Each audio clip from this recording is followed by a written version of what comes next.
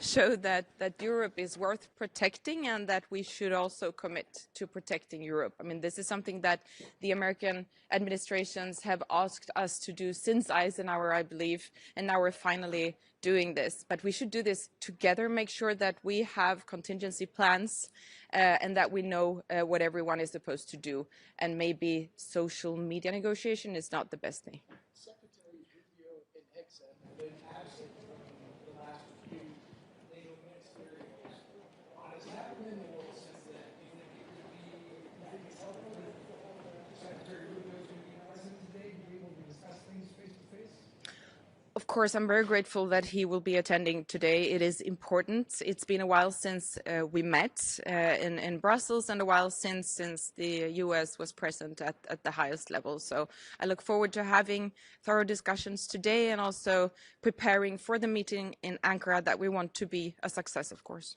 Can you explain just in basic terms why it's important for ministers to be present? Oh, because this is where it happens, and this is where we can have really genuine conversations and be also very frank to each other, and that is exactly what we need, because we are now in the most difficult security situation since the end of the Second World War. We need to stay strong, stay together, and make sure that we have a strong deterrence against Russia. In order to do that, we need to be on the same page, and in order to do that, we need to meet. I'm convinced. Thank you. Thank you.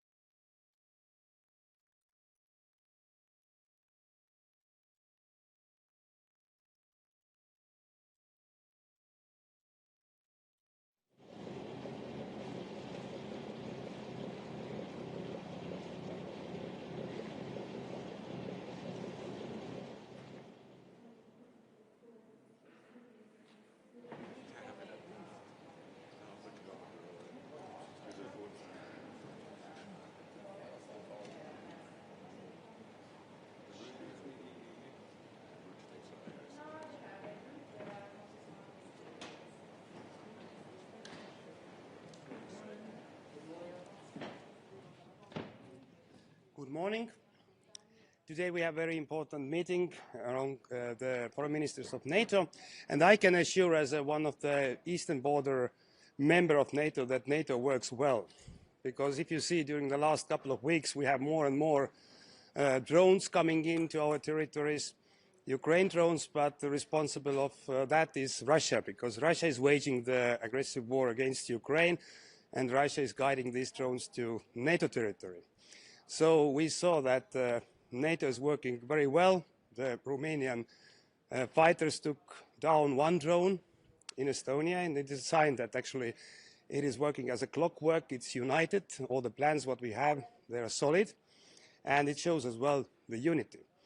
But I want to say one thing, is Russia is now using this opportunity to tell the fake news, total fake news, that NATO allows to use Ukraine, our territories, or NATO states as Baltic states, and also Finland, we are allowed to use our territories for these attacks against Russia. And this is fake news, because we don't allow it. But I want to assure you that Ukraine has all the rights to attack these targets deep in Russia, which are supporting this war of aggression against them. So I think that Ukraine is continuing. Of course, they must be more careful, but all the responsibilities are relying on Russia in this regard. Because Putin can stop this war tomorrow, but he's not changing the goals, unfortunately. But in real life, Putin is in trouble because his economy is not working well.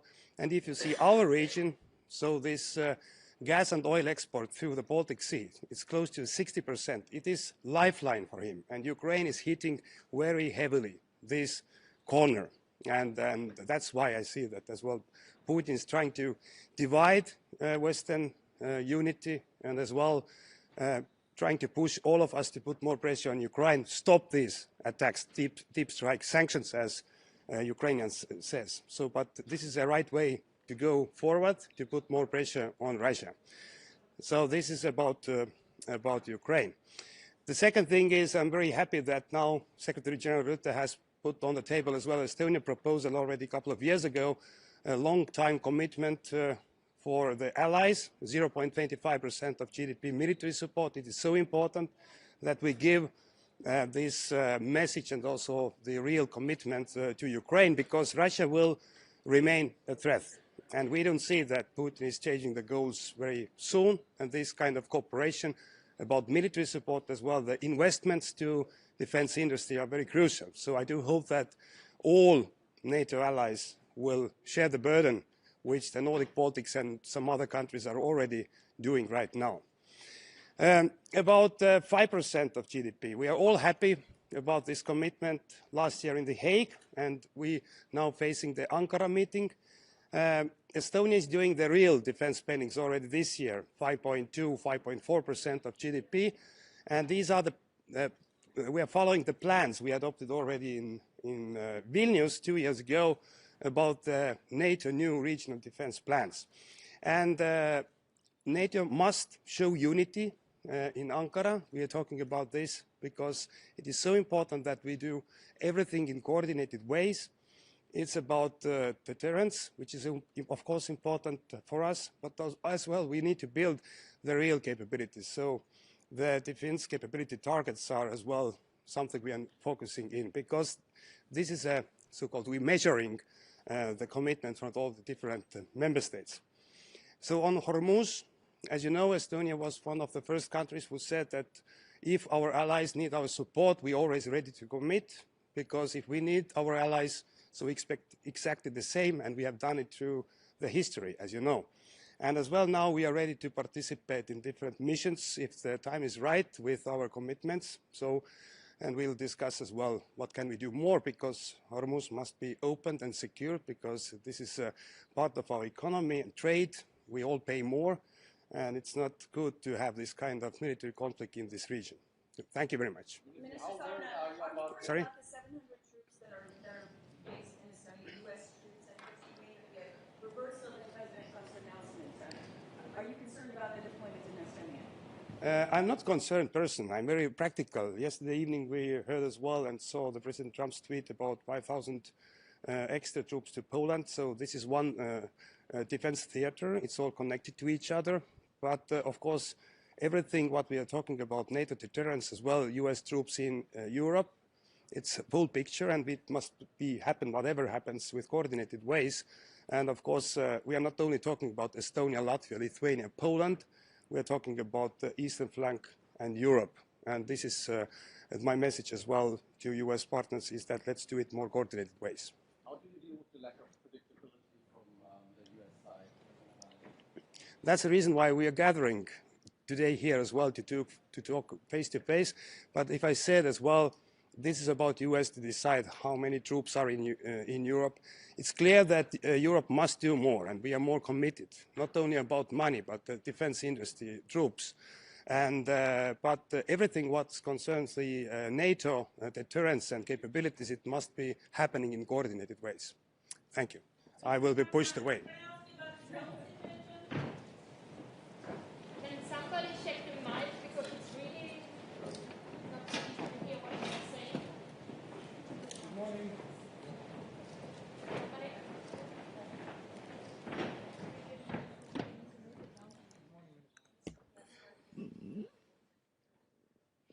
Bonjour.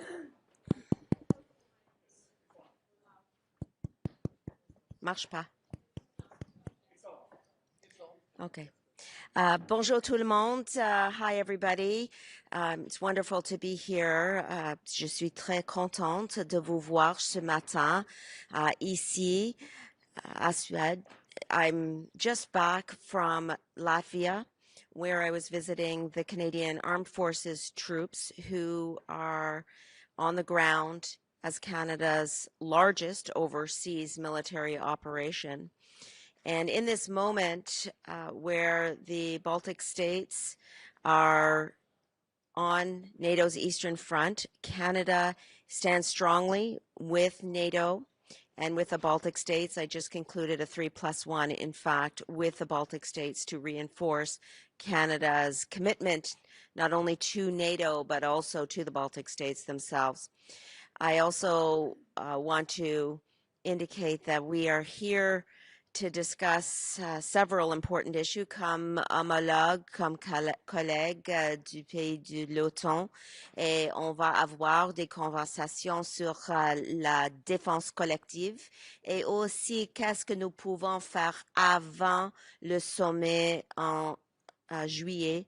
We're building up to that summit, and obviously this meeting of foreign ministers is extremely important so that we can together ensure the unity of the NATO alliance. And in that vein, Canada is going to be working consistently throughout this meeting today and in advance of the NATO summit in Ankara on the Defense, Security and Resilience Bank.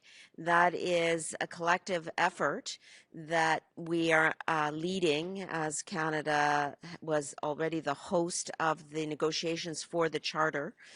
Those negotiations have been concluded, a charter is in place, and now we are working on having additional countries join the membership of the bank. And just to clarify what that bank is, it is a pooling mechanism for capital for small and medium-sized enterprises to scale up in terms of their defense production and manufacturing. And we believe that it would be very beneficial in order for supply to meet demand for there to be this pooling mechanism. Canada's already met NATO's 2% of GDP. We are on track to meet 5% of GDP by 2035. Et on va continuer d'être solide et unis avec nos partenaires de l'OTAN. And finally, I will say that we are also here to express our solidarity in the short and the long term with Ukraine. Canada has put on the table $25.5 billion in multiple forms of support for Ukraine, military, humanitarian, economic, financial support. And we are one of the world's largest per capita donors to Ukraine to date. We've trained over 47,000 members of the Ukrainian Armed Forces. We have an initiative to bring the Ukrainian children home from Russia, where they are being indoctrinated after having been stolen from their families. We will be holding a summit for the return of Ukrainian children in Toronto on September 28th and 29th to follow up on the summit that we held last week in Brussels. Donc, avec ça, je pourrais recevoir vos questions. Merci beaucoup. With such a strong deployment at territorial DW along the eastern flank, how unsettling is it for Canada, or how difficult is it to make your own plans when the United States continues being unclear about its troop presence in Poland and therefore also in the Baltics? So one of the reasons I wanted to go to Latvia, and I was also in Estonia, was to underscore the solidity, the long-term nature of Canada's presence on the eastern flank. Operation Reassurance, as I indicated, is our largest overseas military operation, and we have recently indicated that we have extended it to 2029. And so this is a moment where Canada is expressing solidarity with the Baltic states, and in particular vis-a-vis our brigade level multinational effort in Latvia. And in particular, as a former Minister of National Defense, I would like to say that the cooperation between all of the 14 member countries, this is the largest multinational group on the Eastern front, and we are very much together as countries. 14 countries working together every day to ensure the defense and security of NATO's eastern flank. That's, in my mind, one of the most important lessons that we should take as NATO countries from the work that we're doing together every single day. The United States is obviously fundamentally important to the functioning of NATO, and we will look forward to welcoming Secretary Rubio today and to the conversations that we will have. We're also having a meeting of the A7, the Arctic 7 countries, after the NATO foreign ministers meet, and I'm very much looking forward to speaking about the necessity of cooperation in defending and protecting the Arctic region. We, Canada, opened a consulate in Nuuk, Greenland in February to stand strongly with Greenland and Denmark in their sovereignty and territorial integrity, but really protecting and defending the Arctic, especially against the Russian threats that are moving further and further north towards the Arctic Circle, is a collective effort, and we need to ensure that NATO continues to understand and work in defense of the Arctic region. And I've been speaking with Secretary General Rutte about this extensively, I will say, as well as the Nordic Five, to make sure that the North Atlantic Treaty Organization is also focused on the North Atlantic and the Arctic. This is fundamentally important, and we actually look forward to opening another consulate in Anchorage, Alaska this year. I'll come back.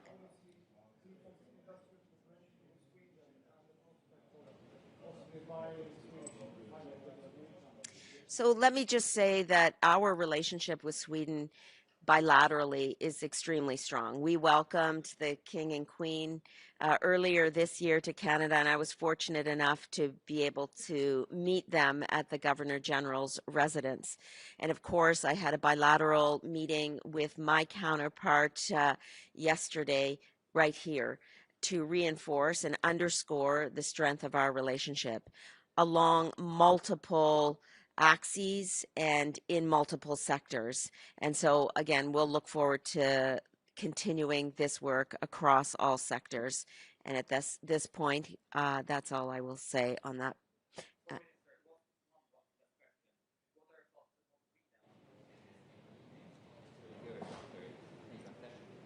Pardon me? What are your thoughts about Sweden hosting this meeting only 2 years after its NATO accession? Okay, well, this is a great question, okay? Because when Sweden was indicating that it was going to become a member of NATO, I was actually the Minister of National Defense at the time. And so it was at the summit in Madrid that we received the news that Sweden had decided to work towards accession to NATO. And this was an absolutely historic moment for all of the ministers and countries around the table. And we very much celebrated the fact that Sweden had decided to join, and Finland as well. It was a moment of great joy in the alliance to welcome 2 new members. And I will just say, now to be in this incredible country and town, it's a moment of unity, and it's a moment of pride.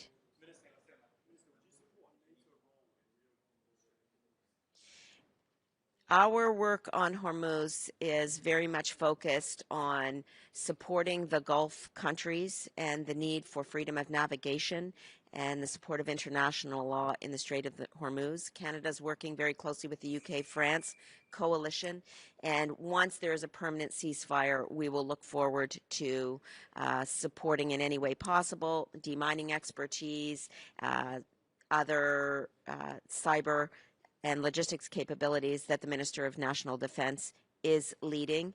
And at this moment, I'm sure we will have at this meeting today a number of discussions about NATO's role and the unity of NATO going forward. This is fundamentally important, and I believe I'm being called off the stage, so thank you very much, and I'll see you in July. Take care.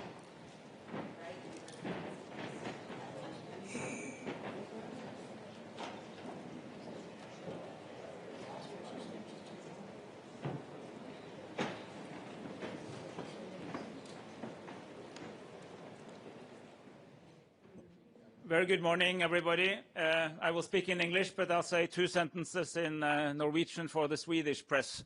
Det fantastisk for en nordmann å være på NATO-møte i Sverige. Dette har vi gledet oss til i veldig mange år. Det fantastisk bra for vår sikkerhet, Sveriges og Finlands sikkerhet, at Sverige og Finland nå medlemmer i denne alliansen, og det at vi for første gang har et utenriksministermøte i Sverige veldig bra. What I just said was that I'm very happy as a Norwegian that we can have a NATO meeting here in Sweden. That's something we Norwegians have been longing for many years, so welcome. That's really good. Today's meeting is very important. We will discuss the path towards Ankara.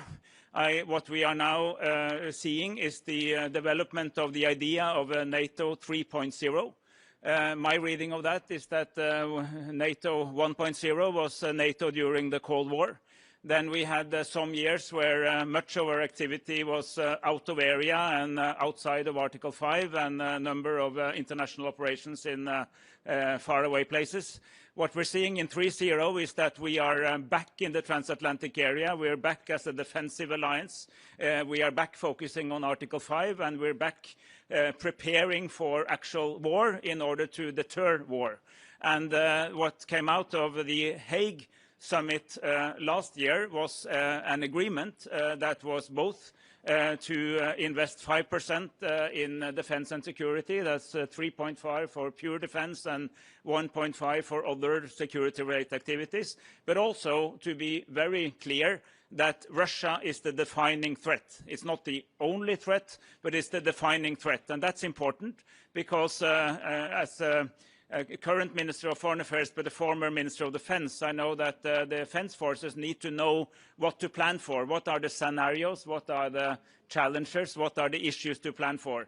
And knowing that we need to do more in Europe, that we need to strengthen our collective defense capabilities, but also what type of war to plan for is massively important if you want to use your money right. Because spending more money is a good thing, but it's particularly important that you're able to prioritize. And that means that the money that we will now be spending has to be spent in a way that is smart, strategic, and common and joint.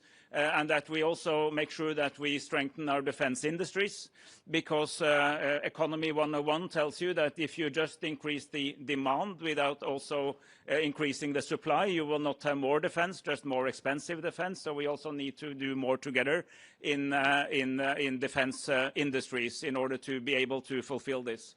The most important challenge on the military side is that Europe needs to build some of these enabling capacities that almost only the US have been having until now, because we have a lot of military aircraft, we have frigates, we have submarines, we have significant military capacity on this continent, but we need all those capacities that make them effective: strategic intelligence, tactical intelligence, tanker planes, etc. So these are important practical elements of moving towards 3.0.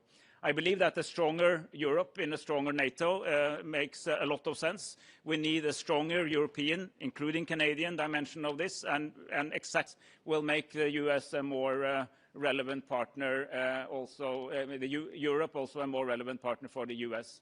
Last thing I want to say is strong support for Ukraine. Norway is, together with all the Nordic countries and Germany and a few others, by the main contributors to Ukraine. We're proud of that, but we also want more countries to be engaged, and particularly now that the situation on the battlefield has improved somewhat for Ukraine. Russia is not in a good place. Ukraine is doing somewhat better. And we also recognize that Ukraine is becoming a security provider, because they are now actually the world leaders in anti-drone warfare, but also in drone warfare, and many of the new technologies that really have showed what war is like in the 21st century. So we need Ukraine. We need to make sure Ukraine will prevail in this war, but we also need Ukraine as a good partner, but also as a provider of security in the long run. So that will also be a theme here. I'm very happy to see my good colleague Subi present. And the very last thing is that there will be an Arctic 7 meeting. Norway is an Arctic country. We have for many years wanted a stronger NATO focus on the Arctic. I'm very happy that all 7, including the United States and Canada and the Nordics, are coming together for a foreign ministers meeting in this A7 format, which is the Arctic 7. Thank you. How do you intend to deal with the US So we hope that this process will lead to more predictability. We recognize that there is a desire to draw down the troop numbers. That has been said for a long time. What is important is that it happens in a structured manner, so that Europe is able to build up when the US reduces its presence. And this is very much what this 3.0 is all about. And when it comes to the military side of all this, I believe there are good dialogues on how we can make sure we have a good balance between the two. How do you even know when the US is drawing down? When one day it's 5,000 out, the next day it's 5,000 back, and you're not even sure where they're coming from or where they're I think we will primarily look at what's actually happening. There was a little back and forth on the 5,000 in Poland. I think now they are back, they are coming again. In the deeper structures of NATO, there are good dialogues on this, and I think it's important. I think it's a message to us Europeans that what has been said, not only by President Trump or President Biden or President Obama, but all the way back to Eisenhower, that Europe needs to do more, is now happening. And I'm happy to say that Europe is doing more. But then we're also reminding our good friends on the other side of the Atlantic that NATO is also good for them. And I can take one example. Just outside of the door of northeast Norway, we have the Kola Peninsula. That's where most of the nuclear submarines, most of Russia's nuclear capacities. These nuclear weapons have the capacity to destroy almost all American cities. If you want to avoid that from happening in a war situation, you need a good partnership with NATO, because that's where they are.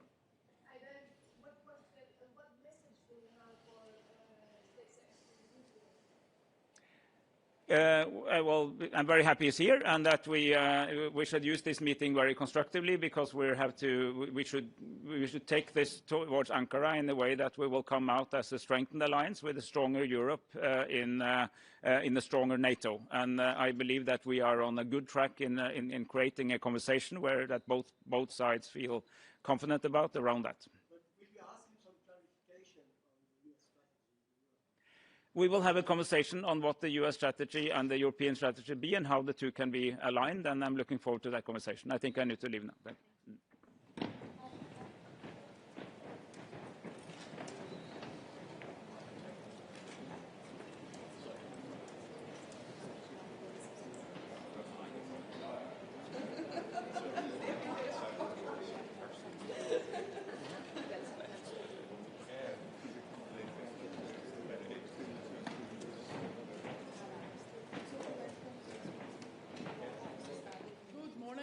Good morning. I'm Latvian Foreign Minister Baiba Braže, and I'm starting by saying a huge thank you to our hosts, Sweden, for this absolutely marvelous occasion that we had last night, and also for perfectly organized informal ministerial.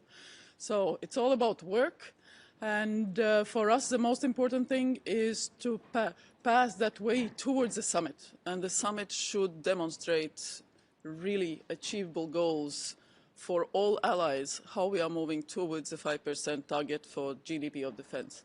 In Latvian case, we have enshrined in law 5% for defense of GDP. So in our case, that's already being implemented. And we currently are around 4.9%, so next year it will be above 5%. Plus, second part is defense industrial base. It's not enough just to have the 5%. We need actually the stuff that is needed for the armed forces. So overcoming those national sort of obstacles that each of the countries want to protect their own defense industry, creating these supply chains, creating the amount of what's needed for staff. The third part also for the capability targets that we all have. As part of NATO's defense plans, we have capability targets. We need to augment the modern technologies, the autonomous systems, everything around the warfare, as we are seeing that on the battlefield in Ukraine as part of our defenses, because Russia is learning too. It's not only Ukraine which has upgraded very much its capability, it's also Russia. So there is no more time to wait on that one also. So those are the main things, and of course yesterday we had Ukraine NATO Council, so I think that you all heard from Ukrainian Foreign Minister full support to Ukraine's self-defense and ability to hit targets within Russia. And indeed, we are grateful for all the allies coming out and denying Russia's accusations against the Baltic states, Finland, Poland. No, we are not letting Ukraine use our airspace or ground or sea. That's a fact. Thank you. How do you intend to deal with the lack of US predictability as an ally? Well, we talk a lot with the US. I mean, public statements is one thing, but the work is done behind the scenes. So does that mean you knew about the 5,000 out, the 5,000 in, and... We knew that the posture was being reconsidered, and now there's no change of posture for now. So we will see. But again, we have to be ready on European side to have both forces, to have capabilities, to have the readiness, speed, everything. You know, when you look, I've been to the US, I think during my term now for more than 2 years, I'm minister, around 10 times, if not more. When you look at Europe from the US side, the demands are quite understandable. We all live in social welfare states. We all have lots of things that we do for our societies. But we also need to do that for defense. We need to defend those societies, so we have to devote money for defense. How dangerous is the situation in Latvia right now? How do you see this deferring announcement from the White House as a weakening of the deterrence of the NATO? The commitment by all allies to NATO's sort of integrity and to deterrence and defense is absolute. So what the US is signaling, of course, is the same thing. Europe needs to step up. Europe needs to step up on spending, on capabilities, on industry. It's a natural demand. We should better listen. Latvia is fine. Latvia is safe. We take care of all the indicators, and you know, we know what we are doing, and we are not giving our airspace to Ukrainian drones. But in the same time, Ukraine has gained technology and ability, terminal velocity, to hit targets within Russia. They have that long-range capability. And that is why Russia is trying to pretend that somebody else is to be blamed. That it's the Baltic states, or Finland, or Poland, or somebody else. No, Russia should stop its war. And then there will be no attacks. On deterrence, Minister, is Latvia considering treatment the Article It's not a military threat. It's a misdirected Ukrainian drones by Russian electronic warfare. There have been, very few drones, so we should be able to deal with them. It's not a military situation. It's just our own readiness and mindset and capabilities that needs to be handled. I thank you.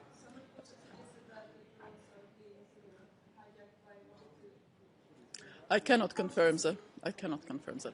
Thank you so much.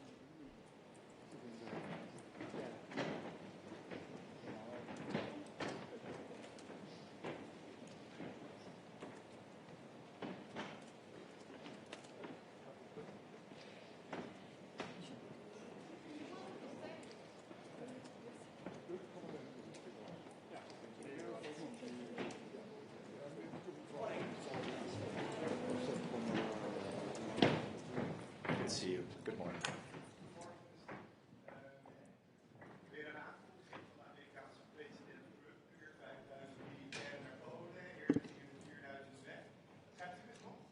Nou, ik zie de berichten ook en dat zal natuurlijk onderwerp zijn van de goede gesprekken die we vandaag gaan voeren met z'n allen.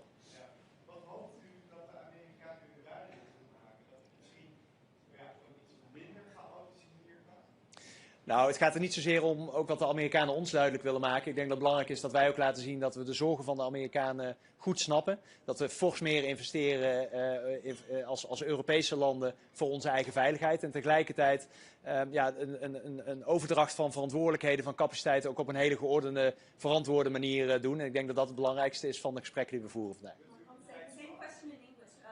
How difficult is it for NATO to make its plans when the United States is reversing its position on in Europe? I don't think it's difficult. We need to have a good conversation about that. It needs to be structured. It needs to be coordinated. But we fully understand the concerns of the US when it comes to the investments we did in the past for our own security. That is changing, and that's part of the conversation we will have today. But is it structured and coordinated now? It's going to be. That's part of the conversations. No, but it's going to be because that is what we need to decide on. What is the plan for the coming months, for the coming years, and I think that's part of the conversations we're going to have. Sounds like wishful thinking. President Trump seems to be deciding this on a whim via Truth Social. So how do you cope with that? Doesn't that unpick the glue that holds things together? I'm not reacting my response or basing my response on tweets or whatever. For us, what is important to have a good dialogue, to have a good conversation, what we're going to have today, what we had yesterday as well, and that we continuously have also behind the scenes. So for us, the main aim is to have a coordinated approach and a coordinated plan for the burden shift, and I think we're able to do that together. Sorry?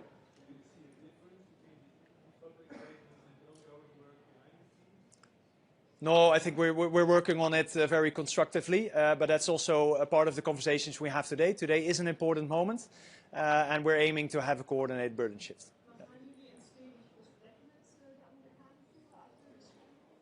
Ik denk dat er voortdurend stevige gesprekken zijn, niet alleen met de Amerikanen, maar onder alle NAVO-bondgenoten. Maar het gesprek wat vandaag gesproken zal stevig zijn op de inhoud.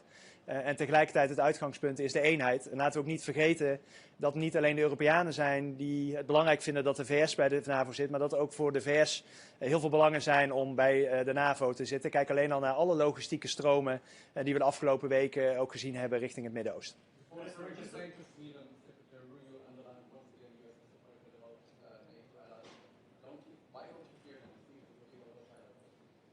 Well, I'm certain that we will address the concerns by the US like we will address the concerns of any NATO member when we have these kind of meetings. For us, the aim is to have a coordinated burden shift, a coordinated approach, a plan, and that's what we work on.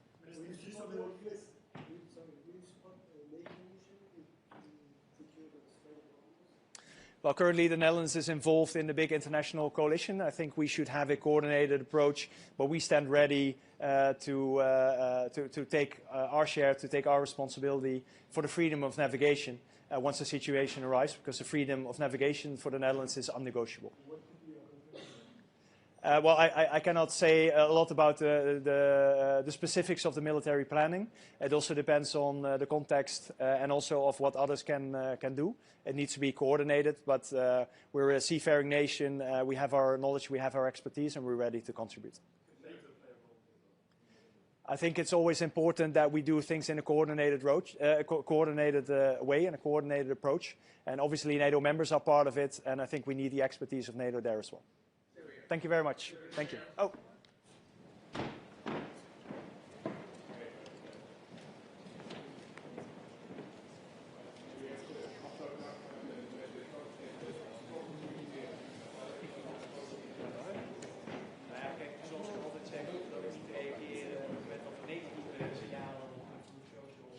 Bonjour à toutes et tous, je suis très heureux d'être aujourd'hui à Helsingborg, en Suède, 4 mois après mon dernier déplacement à Malmö, où je m'étais rendu à bord du Charles de Gaulle avec les autorités suédoises, et surtout quelques jours après la décision historique qui a été prise par ces autorités de se tourner vers la France et vers Naval Group pour l'acquisition de frégates militaires pour un montant de 4 milliards d'euros, qui est évidemment une nouvelle majeure pour l'industrie de défense européenne, pour l'industrie de défense française et puis pour les chantiers navals de l'Orient. Une décision historique qui fait suite à une décision qu'avait prise la France de faire confiance à Saab, constructeur suédois, pour les avions d'alerte aérienne dont la France a fait l'acquisition. Et vous voyez là que par l'acquisition réciproque d'équipements militaires, la France et la Suède démontrent la force de leur partenariat et illustrent la capacité qu'ont les Européens à développer une base industrielle et technologique de défense. Entre la France et la Suède qui s'approfondit, qui se renforce au fil du temps en matière opérationnelle, en matière capacitaire, mais aussi en matière stratégique, puisque la Suède fait partie des 8 pays qui, à ce jour, ont engagé, à l'invitation du président de la République, un dialogue stratégique dans le cadre de la dissuasion avancée que le président de la République a annoncé lors de son discours de l'île Longue du 2 mars dernier. Des nouvelles dont je me réjouis et qui contribuent à rendre l'Europe plus forte au service d'une OTAN elle-même plus forte. Je salue l'adoption il y a quelques jours par l'Assemblée nationale en première lecture de l'actualisation de la loi de programmation militaire avec 36 milliards d'euros de dépenses militaires supplémentaires entre 2026 et 2030 qui nous permettent de tenir la trajectoire et les engagements que nous avions pris au sommet de La Haye l'année dernière. Parce que dans le monde dans lequel nous vivons, nous avons plus que jamais besoin de ces mécanismes de solidarité qui nous lient avec nos principaux partenaires et voisins. De ce point de vue-là, les appels de certains responsables politiques français à un retrait de l'OTAN sont évidemment déraisonnables et totalement inconséquents. D'abord parce que, je le disais, la menace grandit.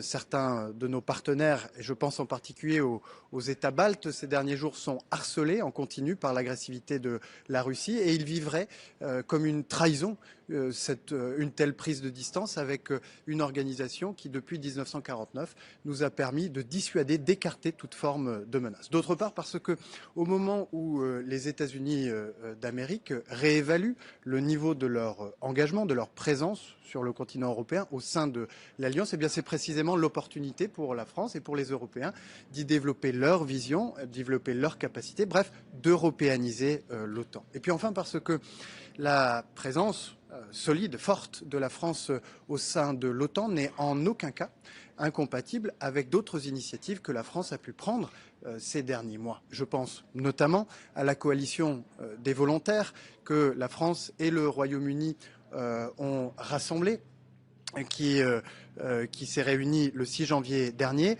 avec une planification militaire sans équivalent dans notre histoire récente qui permettra de garantir, une fois que la paix en Ukraine aura été trouvée, qu'elle soit véritablement durable. Une coalition de pays qui dispose d'un quartier général qui se trouve au Mont-Valérien à Paris, le quartier général de la force multilatérale Ukraine. Autre exemple, c'est le déploiement sans équivalent dans notre histoire récente de capacités militaires par la France en Méditerranée orientale dès les premiers jours de la guerre en Iran, avec comme premier objectif la protection de nos compatriotes, mais évidemment la protection de nos partenaires, de nos alliés, qui sont aussi les partenaires de la plupart des pays de l'OTAN.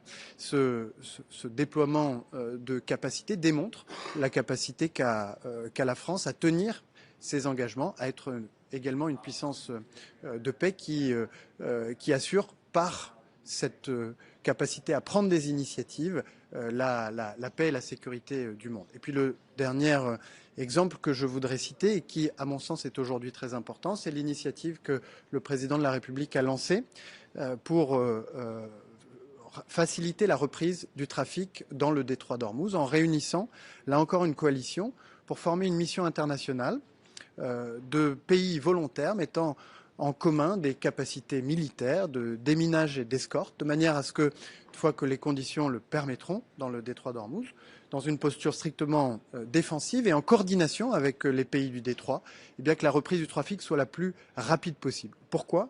Eh bien tout simplement parce que ce qui se passe à Ormuz, le Premier ministre l'a rappelé hier, a des conséquences très directes sur la vie quotidienne des Françaises et des Français, sur la vie de nos entreprises. Que ces conséquences doivent être limitées et c'est la raison pour laquelle cette mission internationale a tant d'importance.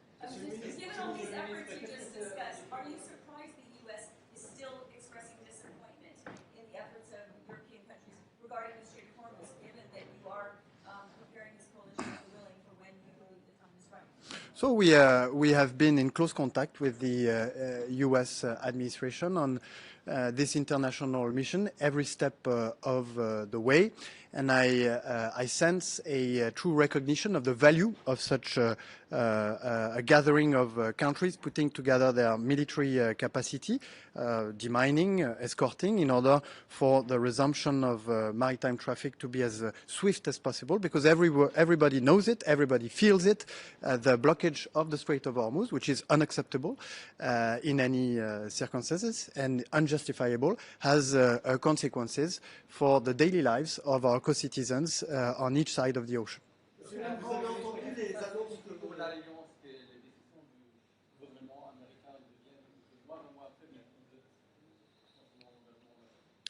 Bien, je vous le disais, la révision par les États-Unis de leur niveau d'engagement sur le continent européen au sein de l'Alliance n'est pas une nouvelle récente. Cela fait maintenant des années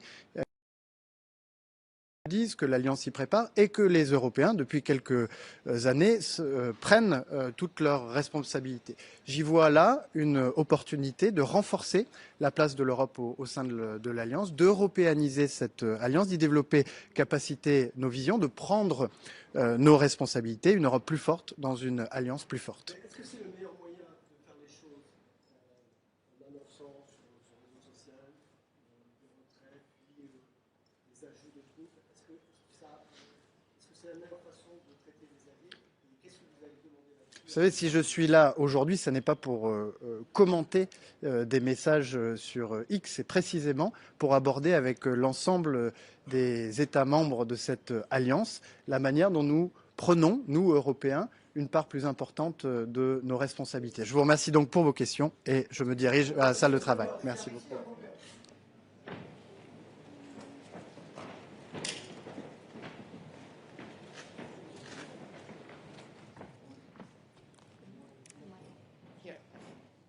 Good morning.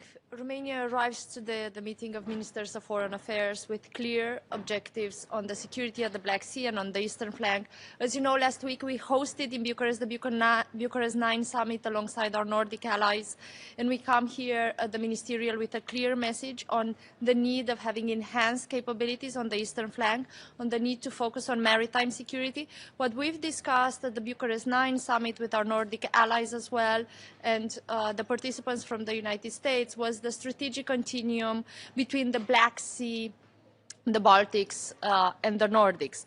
And a case example of that has recently happened when the Romanian F-16 pilot has successfully shot down a drone over Allied space in a common air policing mission over the Baltic states. And we believe that is a clear example of how we are in the same time security providers to each other, but also relying on the common defense and deterrence factor of NATO.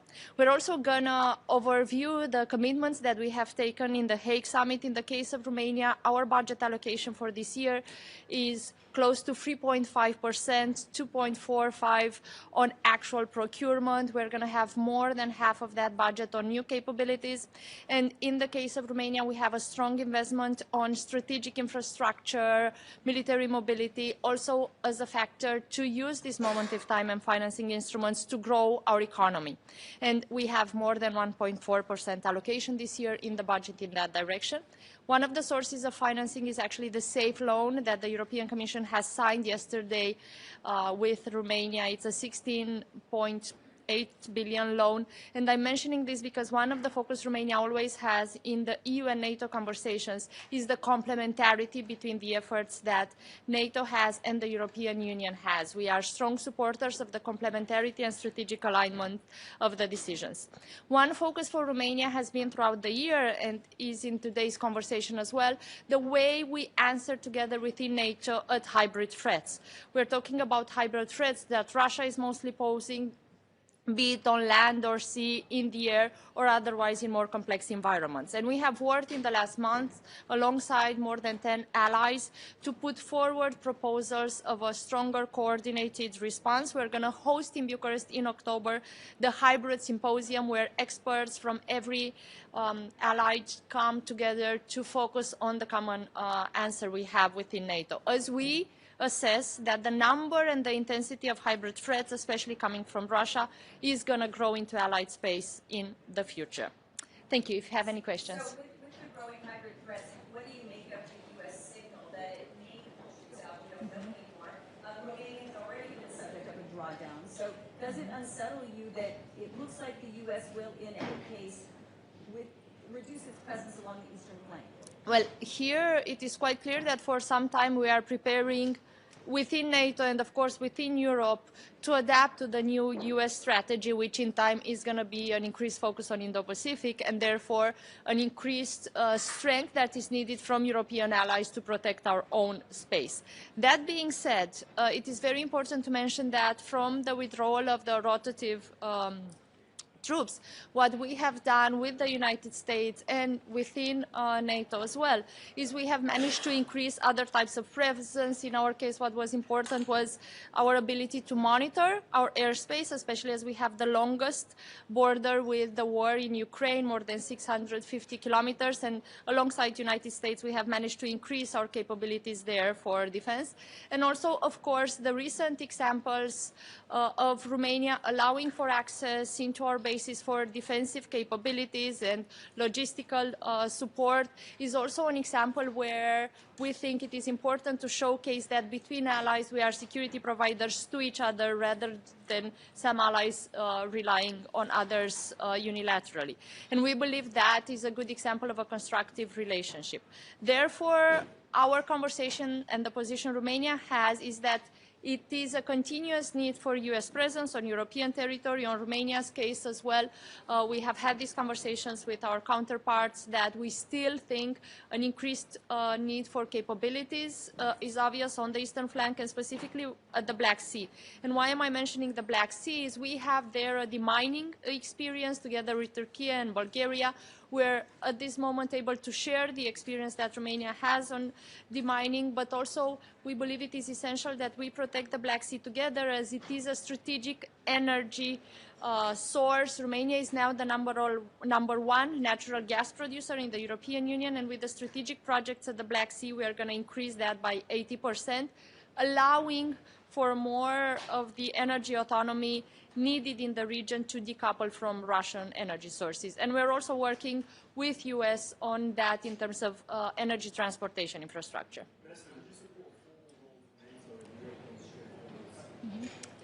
There are more initiatives now taking place. Romania has joined the UK-France coalition for opening the Strait of Hormuz, and we have also joined the diplomatic effort of the United States, the Maritime Freedom Initiative, and we're working alongside the Department of State and other countries in that direction.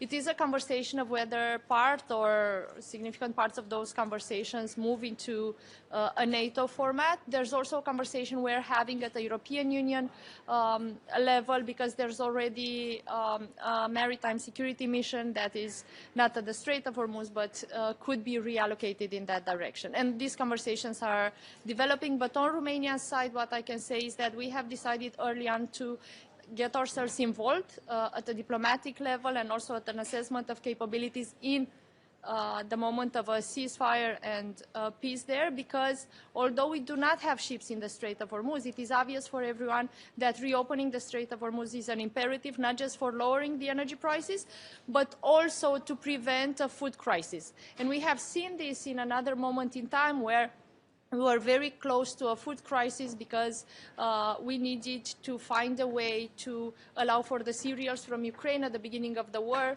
to be exported and reach countries that needed them, especially from Africa. And we have managed there to negotiate what were then called the security lanes through the Black Sea, and that has allowed for basically the world to see the prices of grain lower again. And we are also able to share part of that experience we have gained alongside the countries at the Black Sea. It's an ongoing conversation on all these formats. Something that's very important, though, is that these formats do not overlap or compete with each other, especially as many countries are involved in more than one. So one conversation we're having, I've had this conversation with Yvette Cooper from UK, we're having this conversation with United States as well, is to allow for the complementarity of these initiatives. Thank you.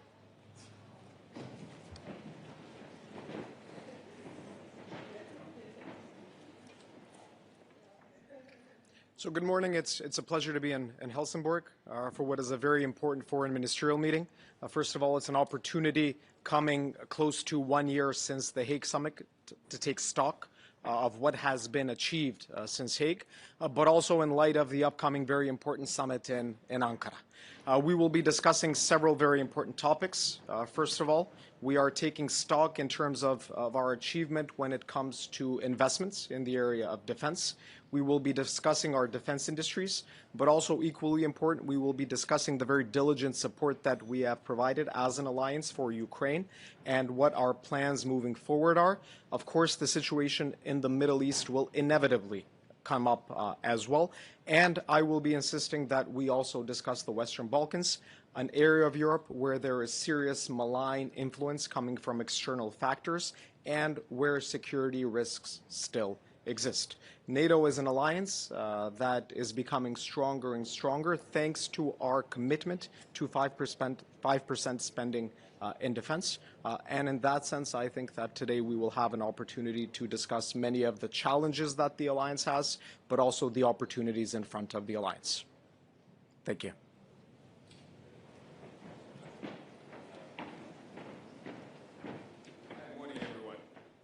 So we have one big task in front of us for NATO to put the money where our mouth is and to invest into defense. Without investment, there will be no proper deterrence and there will be no peace. So this is the answer.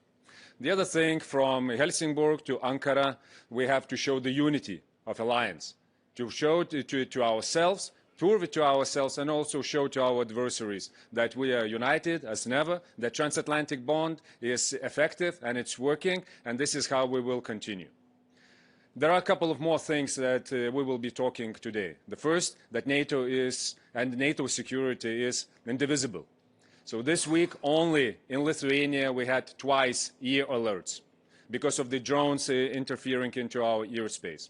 And it shows that we have to increase our posture on the front line, we have to strengthen our air defense, and we have to also add counter-drone capabilities into everything that we have on the front line. We cannot remain living with the gaps in our airspace. And meanwhile, together with this, We hear the accusations, false accusations coming from Russia that Baltic countries are enabling these operations and enabling Ukrainian attacks on the targets deep in Russia. This is absolutely false. Lithuania has nothing to do and never allowed its territory or airspace being used for these kind of attacks.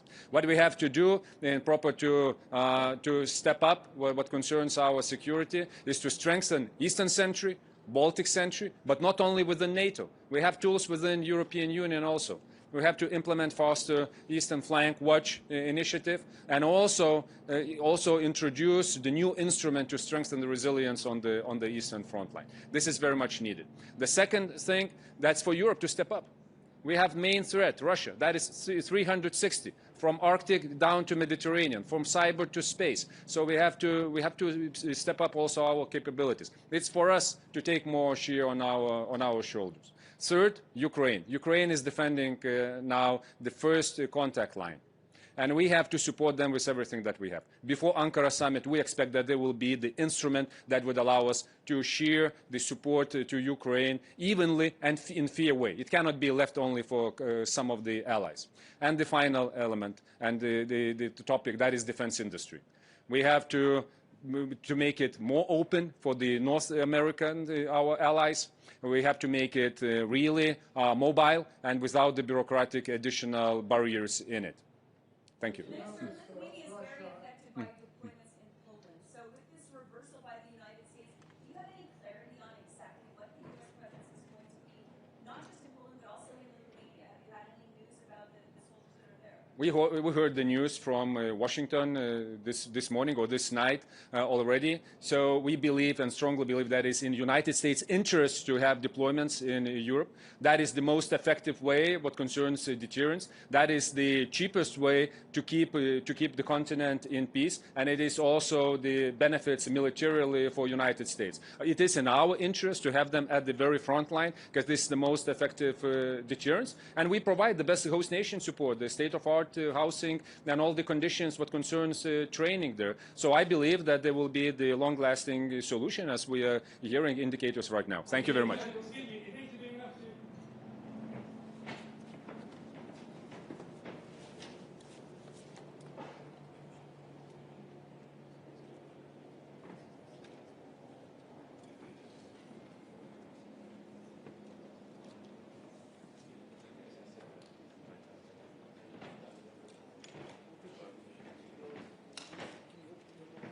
Good morning, ladies and gentlemen. I just wanted to say how delighted I am to be at my first NATO ministerial in Sweden. And I wanted to thank our Swedish hosts for the wonderful venue, their majesties for their gracious invitation to their summer residence, and their participation in our informal supper last night, which centered around Ukraine. We were briefed by Minister Sybiha. Things are looking up. We hope that Vladimir Putin recalculates now that Ukraine has been granted additional resources by the European Union and that weapons are flowing for which Europe pays from the United States.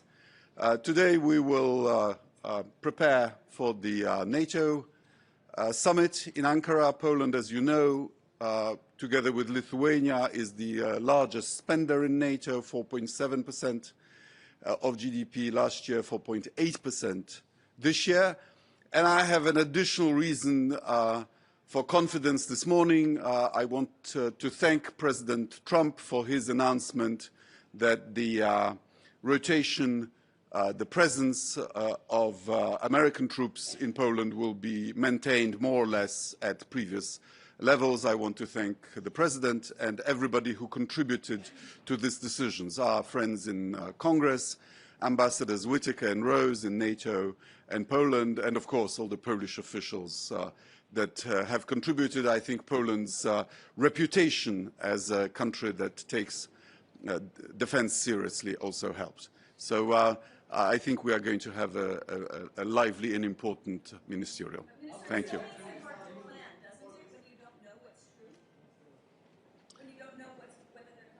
All's well that ends well. Thank you very much. I think this makes Putin very uncomfortable. Thank you.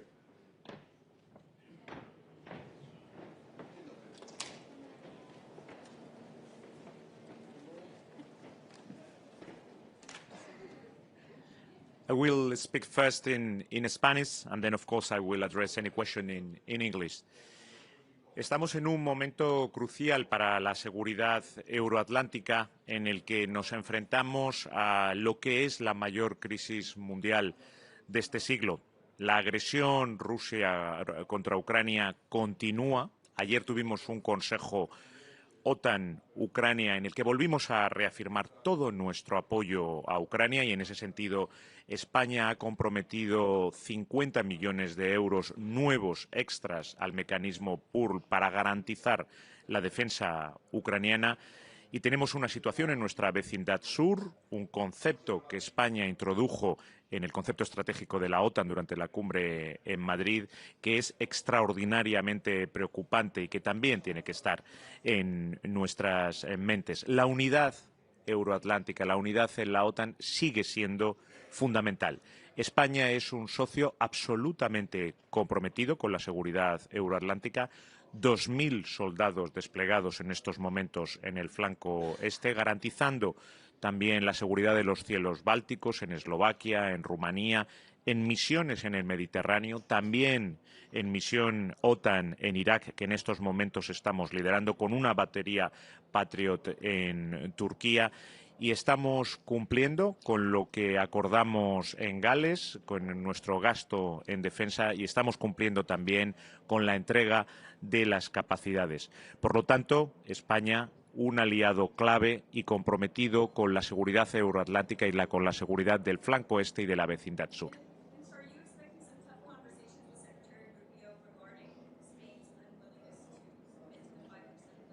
No, I don't expect it because Spain is a totally committed ally to NATO.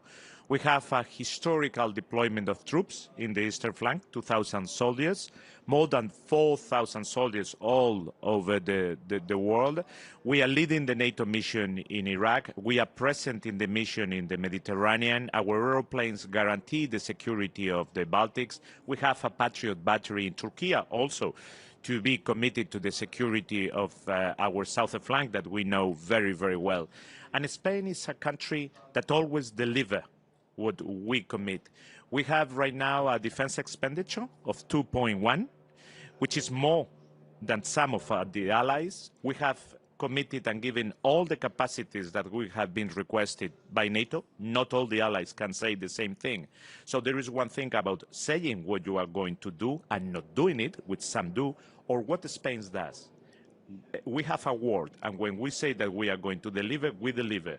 And you can look at the numbers of soldiers, at the number of missions in which we are involved, and our defense expenditure. We have done the highest increase in defense expenditure of all governments in democracy. We got the defense expenditure in 0.9 and we are in 2.1, and in delivering capacity. I wish all the allies did like Spain.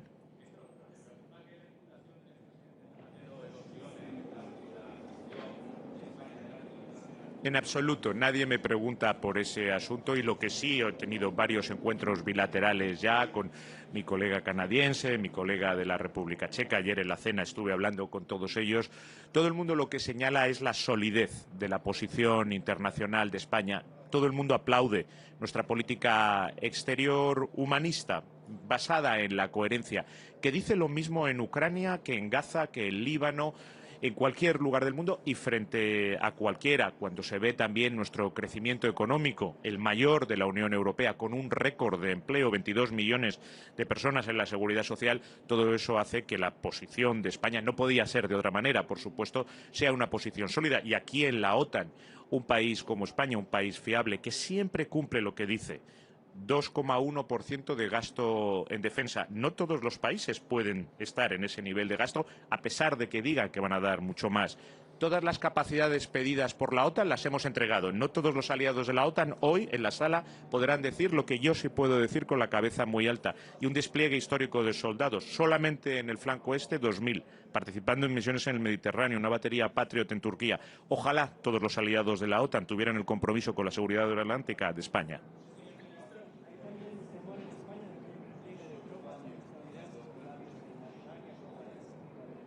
Ninguno, no hay ninguno ni hay ningún indicio en ese sentido.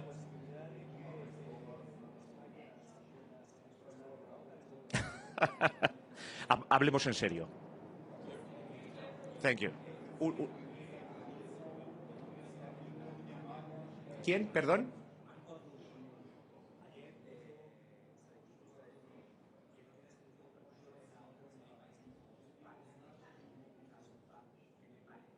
No puedo hablar en nombre del Gobierno de los Estados Unidos, yo puedo hablar en nombre del Gobierno de España. España es un aliado comprometido en la OTAN y creemos en la seguridad euroatlántica y vamos a seguir comprometidos con ella. A los medios españoles, si queréis, nos ponemos a un lado y os hablo de la flotilla. Muchas gracias.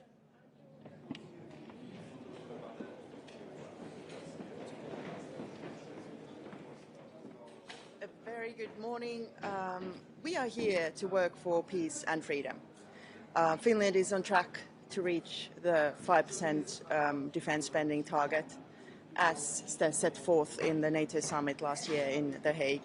And it's so important that each and every ally, especially in Europe and Canada, now ramps up not only its deterrence and defense for the use of the entire alliance and the freedom of this world, but at the same time also works on its defense industry on a basis that we would have even a single market within the alliance.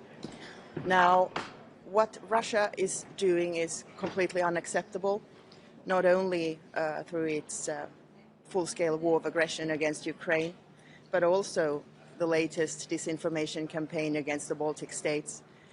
Let me be very, very clear. NATO is a threat to Russia. Russia is a threat to world peace. And we would like to have nothing else but a peaceful relationship with Russia. And we hope that Russia goes back to adhering to international law and withdraws its troops from Ukraine.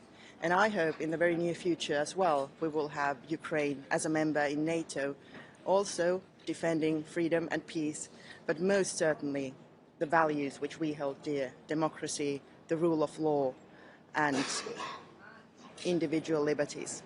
Thank you so much. As a country along the eastern flank, does the unpredictability and uncertainty of what the U.S. is doing with its own presence make planning hard? Does it make you nervous? It doesn't make us nervous. You see, Finland is used to living close to an unpredictable neighbor, and we have certainly always invested quite heavily in our defense and deterrence.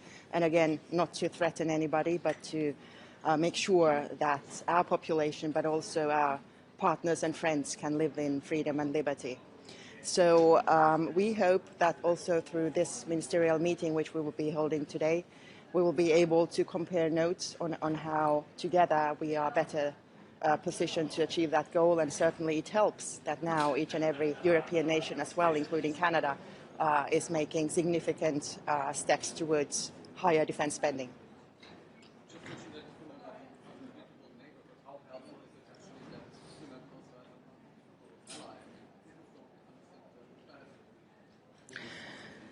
Well, NATO has currently 32 members, and certainly the United States is the most significant and the most important one.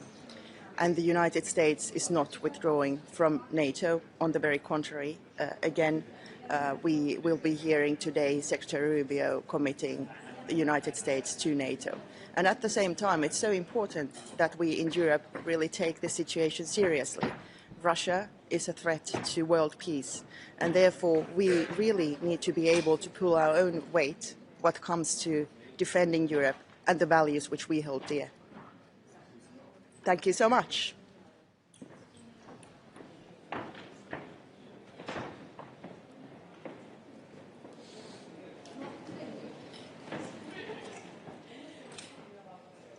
morning, everybody.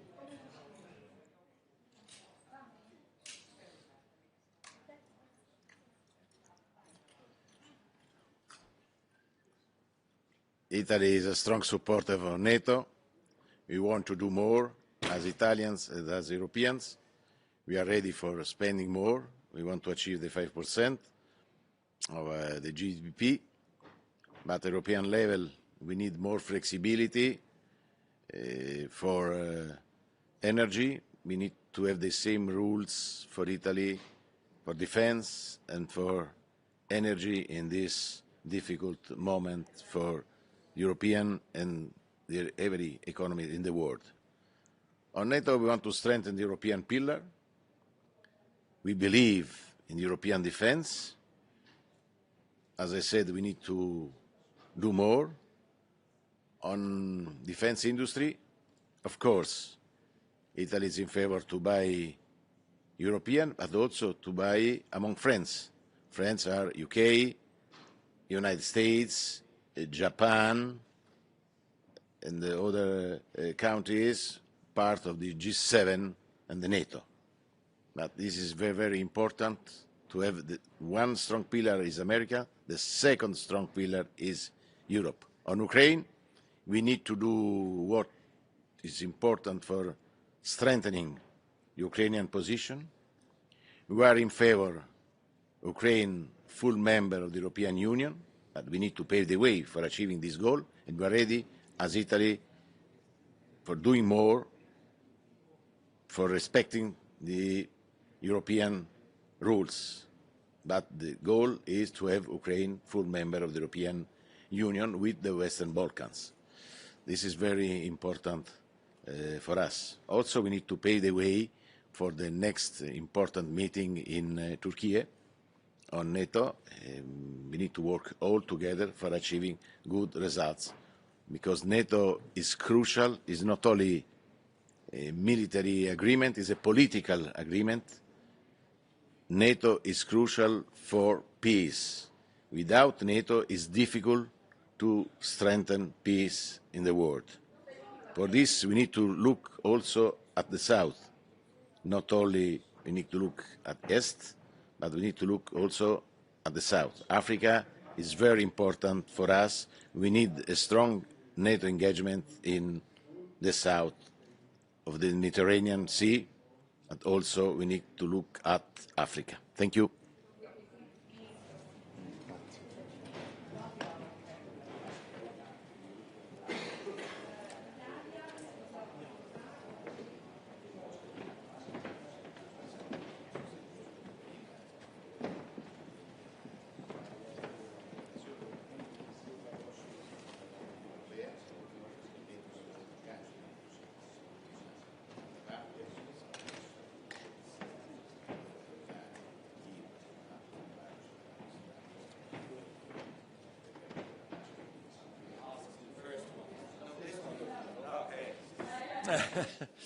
Voilà, nous sommes aujourd'hui accueillis par la Suède et finalement, en soi, c'est un des résultats de la guerre d'agression lancée par M. Poutine. Il y a 4 ans, la Suède n'était pas membre de l'OTAN. Aujourd'hui, c'est elle qui nous accueille. Ça veut dire que l'un des résultats, c'est plus d'OTAN, plus d'Europe, plus d'unité. Une unité d'ailleurs que nous devons préserver. Je pense que nous n'avons rien à gagner à laisser apparaître sur la scène internationale et publiquement qu'il puisse y avoir des dissensions entre les alliés de l'OTAN. Les seuls qui profitent alors de ce spectacle avec un peu de pop-corn, c'est précisément les leaders iraniens ou le président Poutine. Je pense que cette réunion doit donc pouvoir aussi préparer un sommet à Ankara où l'unité de l'OTAN va être réaffirmée sans aucun doute, avec, il est vrai, un partage aussi de la charge et de la responsabilité mieux équilibré, avec une Europe qui prend en charge sa part, non pas parce que c'est exigé par quiconque, mais parce que c'est nécessaire, vu la menace qui subsiste venant de Russie. On l'a vu encore récemment avec les menaces proférées à l'égard de la Lituanie, de l'Estonie ou de la Lettonie, et donc la Belgique redit sa solidarité. Une Belgique qui revient sur la scène. Nous avons longtemps été un mauvais élève, il faut bien le reconnaître, de nos contributions à l'OTAN.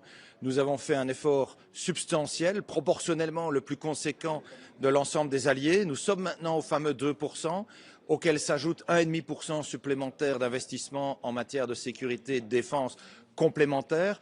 La Belgique est un partenaire engagé. Nous avons des troupes qui sont présentes en Roumanie pour renforcer le flanc est du continent. Nous avons aussi des avions qui sont mobilisés dans l'espace aérien islandais ou balte, notamment pour la sécurité de l'Arctique. Nous avons arraisonné une flotte fantôme russe pour pouvoir la sanctionner. Et nous sommes aussi présents dans la coalition qui est menée par la France et la Grande-Bretagne avec un chasseur de mines pour pouvoir aussi intervenir de manière défensive lorsque les conditions le permettront dans la sécurisation des flots maritimes dans le détroit d'Ormuz. Donc, Belgium is back, ça c'est certainement le message important pour ce qui nous concerne par rapport aux réserves que j'avais pu exprimer l'an dernier sur notre capacité budgétaire de le faire, mais aujourd'hui, plus que jamais, les temps requièrent cet investissement et cette fiabilité. Je vous remercie.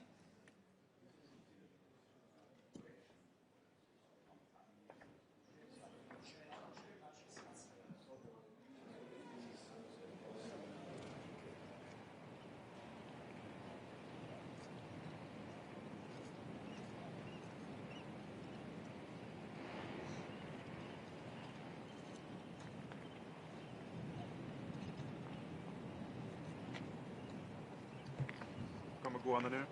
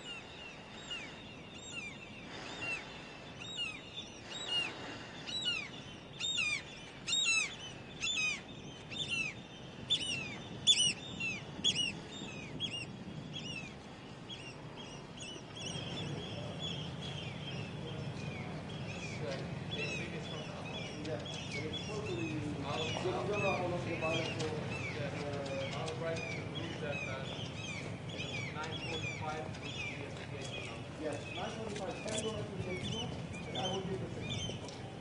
And then we start all in Vietnam.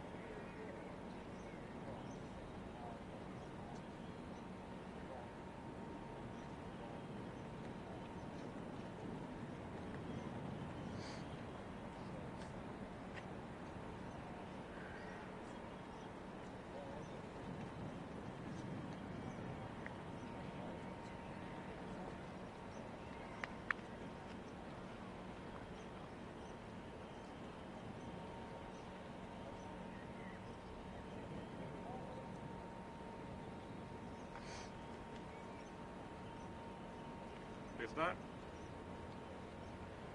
Ja, jag har med mig ett helt batteripack här.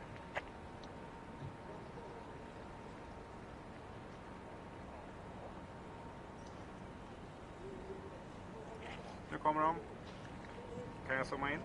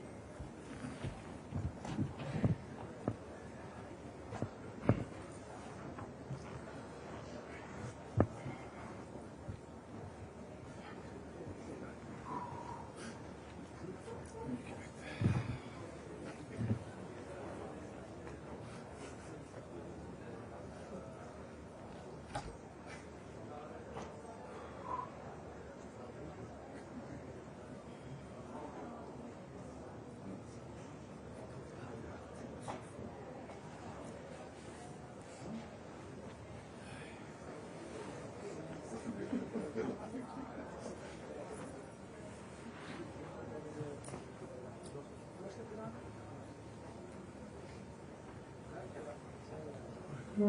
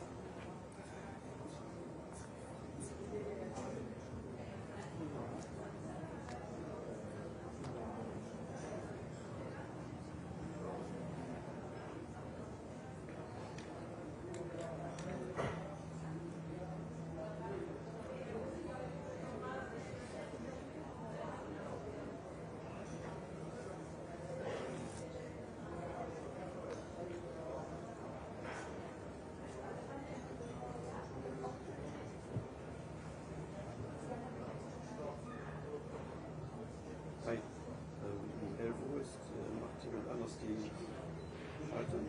Ich habe gesehen, also ich brauche mich jetzt nicht mehr darum zu kümmern. Alles gut. Okay. Alles gut. Danke, ciao.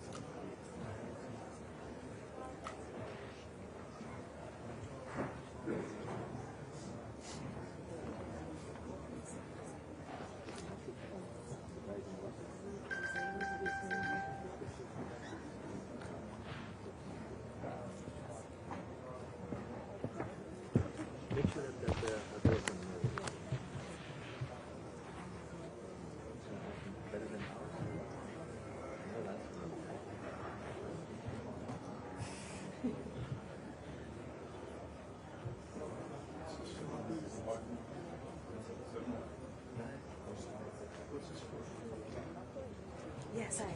I'm so sorry. I didn't get that to you. So I get what that is. It's for both. For the tripod. We need 4 of them. Yeah. We'll get you another one.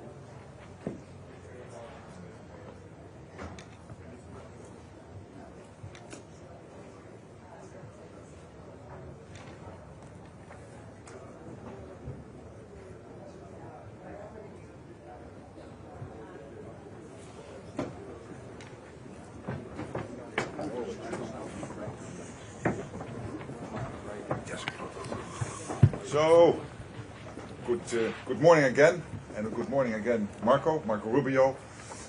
We really appreciate you being here today. We had a first discussion. We will now continue with, of course, the NATO foreign ministers.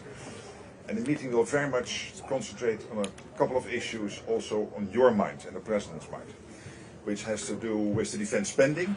The good news is the money is now coming in. Defense spending is rapidly ramping up, building on the success of the Hague summit. Tens of billions, and over the years there's hundreds of billions coming in.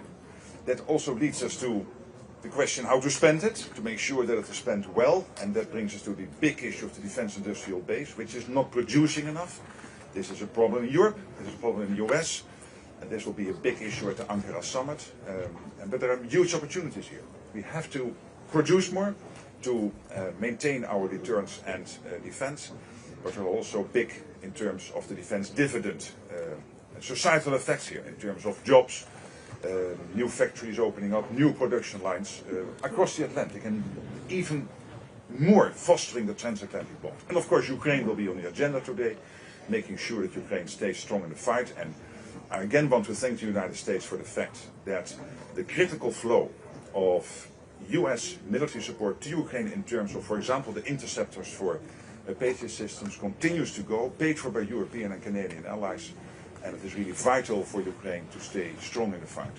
Obviously today we have foreign ministers here, so we will discuss foreign issues, and one of the big issues now of course is Iran, the Strait of Hormuz, the issue of freedom of navigation, and I hear from many of my colleagues here that it is not acceptable that the freedom of navigation is basically trampled upon as it is at the moment, and we have to think how we collectively can deal with this. And I think everybody acknowledges that the United States degrading the nuclear capability of Iran, but also the long-range missile capability of Iran is crucial for the Middle East, for Europe, for the whole world. So again, Marco, thank you for being here, for your incredible leadership, and being such a staunch supporter of our transatlantic bond. Well, thank you. First of all, thank you to this great country for hosting us. They've been phenomenal hosts. They've been great new members of NATO's really model allies and great hosts, so it's a pleasure to be here. It's always great to see you, Mark. And obviously we're here to set the groundwork for what I think will be probably one of the more important leaders summit in the history of NATO. The President's views, frankly, disappointment at some of our NATO allies and their response to our operations in the Middle East. They're well documented. That will have to be addressed. That won't be solved or addressed today. That's something for the leaders level to discuss. In the meantime, there are other areas where we continue with cooperation. You saw the President's announcement last night with regards to Poland and deployment. That said, obviously the United States continues to have global commitments that it needs to meet in terms of our force deployment, and that constantly requires us to re-examine where we put troops. This is not a punitive thing. It's just something that's ongoing, and it was pre-existing, all these recent reports and tensions and so forth.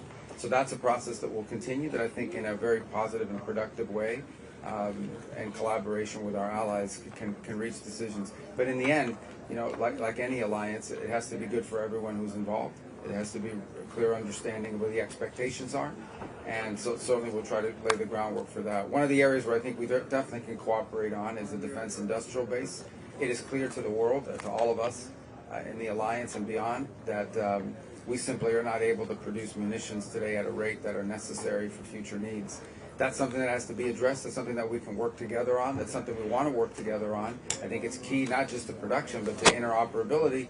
And so I imagine that'll be a topic of conversation. On the issue of Iran, the news this morning, I know it's early on it's still in the United States, a little later in the region, in the Middle East, but we await word on those conversations that are ongoing. There's been some slight progress. I don't want to exaggerate it, but there's been a little bit of movement, and that's good. The fundamentals remain the same. Iran can never have a nuclear weapon. It just cannot. This regime can never have nuclear weapons. And to achieve that, we're going to have to address the issue of enrichment. We're going to have to address the issue of the highly enriched uranium. And then added to this, of course, is the issue of the Straits. Iran is trying to create a tolling system. They're trying to convince Oman, by the way, to join them in this tolling system in an international waterway. There is not a country in the world that should accept that. I don't know of a country in the world that's in favor of it except Iran, but there's no country in the world that should accept it. Right now at the United Nations, we have a resolution that is sponsored by Bahrain. We've been very involved with it.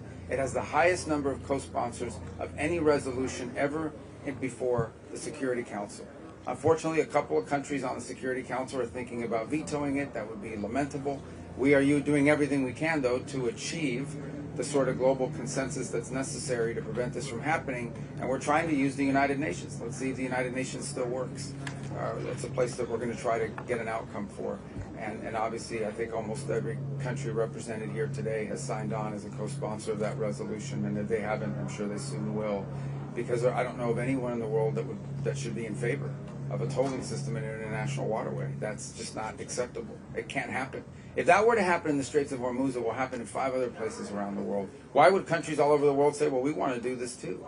Not to mention how vital and critical that strait is to every country represented here today, but frankly to countries not represented here today, particularly the Indo-Pacific. So we'll have a good meeting today. I hope it'll be productive. I expect it will be, and it'll set the groundwork for the leaders to meet in about 6 weeks. And we have a lot of work to do between now and then. Okay, thank you. Thank you. Where will they be coming from?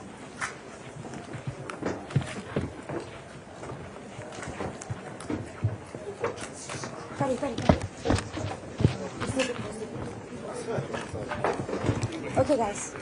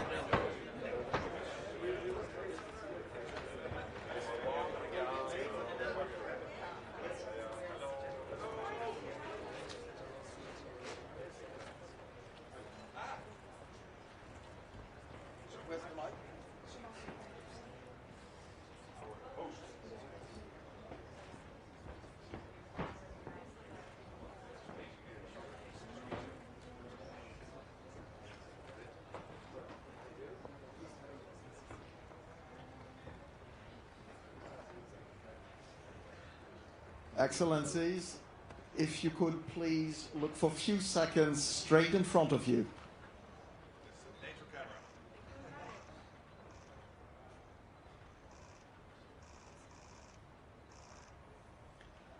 Thank you very much. Thank you.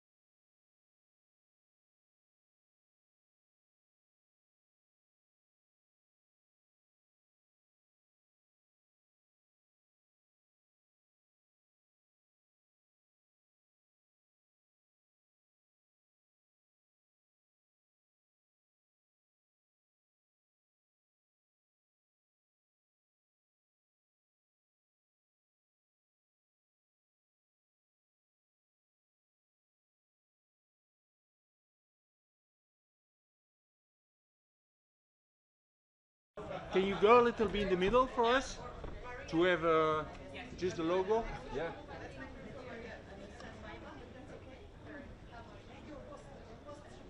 Perfect, that's better. Looking here. Ladies, yes. Thank you so much.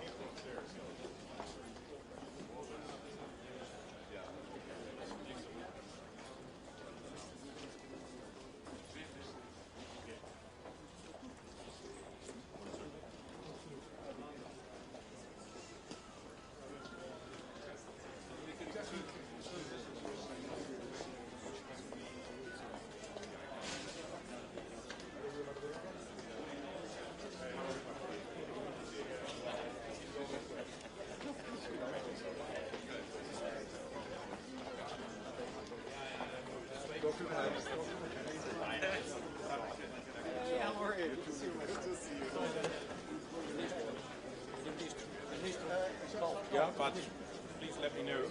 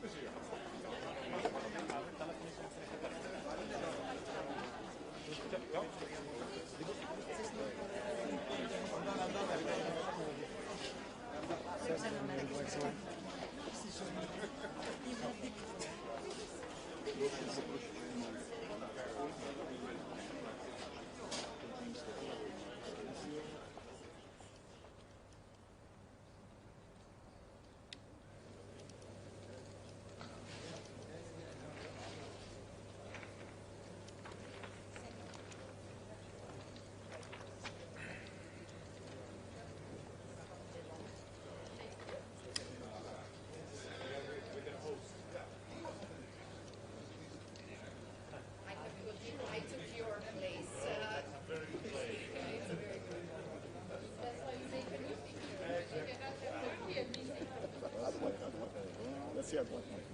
C'est le siège du Luxembourg avec voilà, merci beaucoup.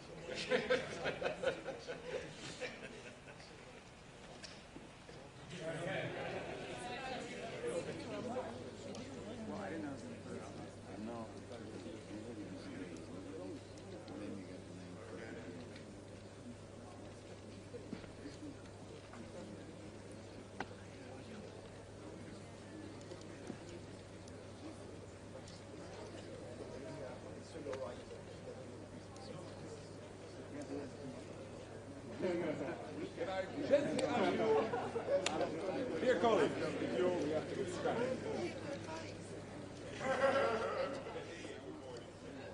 I'm fine, how are you doing? I didn't shake her hand because we were oh, they don't like each other. Hey.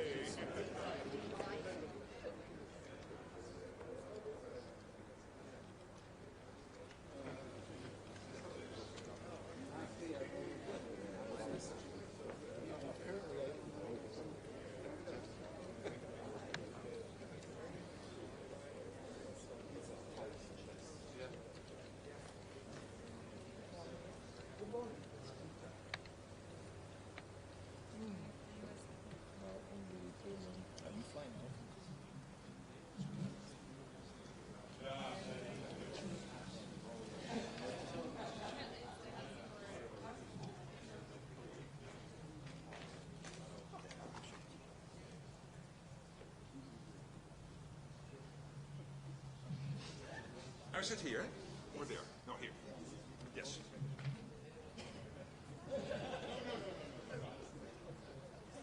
Dear colleagues, please take your seats so we can start.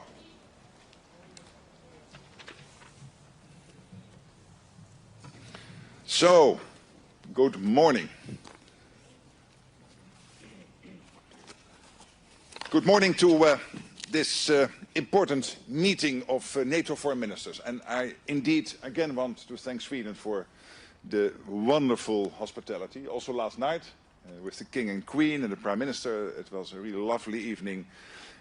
Also having Andriy Sybiha there to discuss, of course, issues around Ukraine. I think that was very good. So again, Maria, thank you so much for making this possible. We will have an important meeting ahead of us today. We will, of course, discuss the outcome of the Hague, the summit, and how we now move into the Ankara summit, making a success.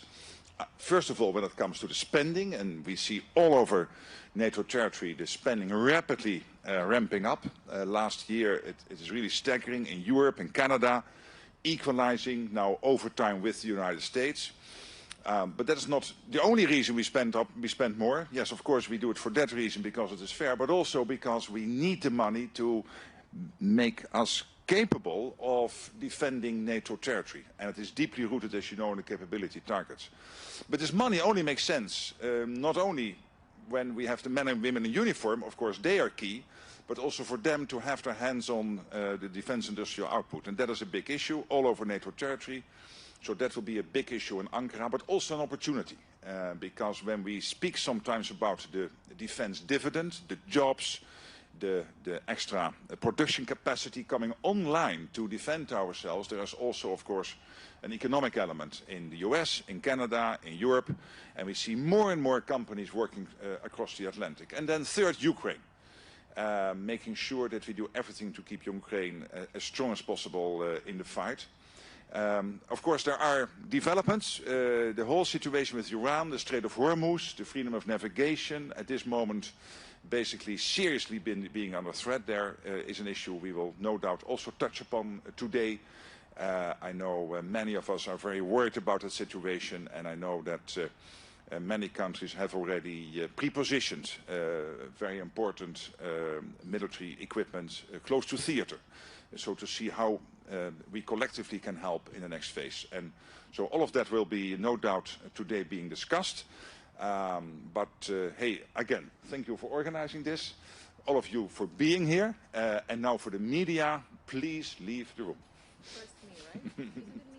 Oh no, sorry, first we will listen to the Foreign Minister of Sweden, excuse me, and then the media you can stay for another few minutes, sorry, yeah. Thank you so much, Mark, and dear colleagues. I'm honored to welcome you all here to the southern part of Sweden and to my home region and to Helsingborg. And I'm proud to host the very first NATO ministerial meeting only 2 years after we joined. We are currently at the narrowest point of the Øresund Strait, one of the world's busiest international waterways in the midst of the dynamic Øresund region, connecting Sweden not only to Denmark but also to the greater continent. The strait is a maritime gateway to the Baltic Sea region, the very same region which is one of the geostrategic bases for Sweden's role and engagement in the alliance.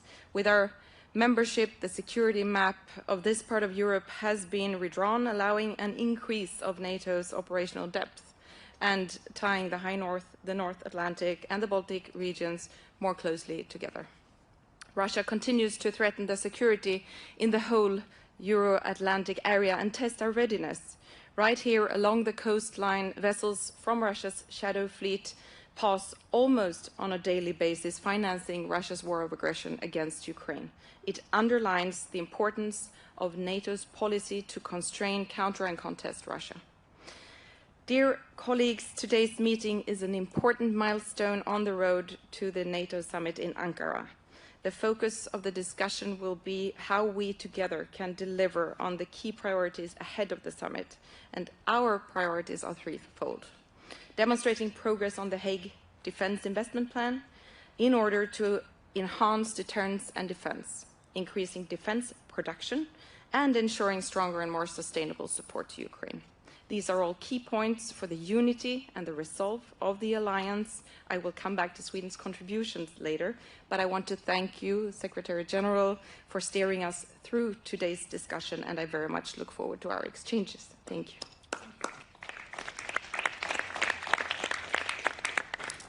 And with that, we conclude the public part of our meeting.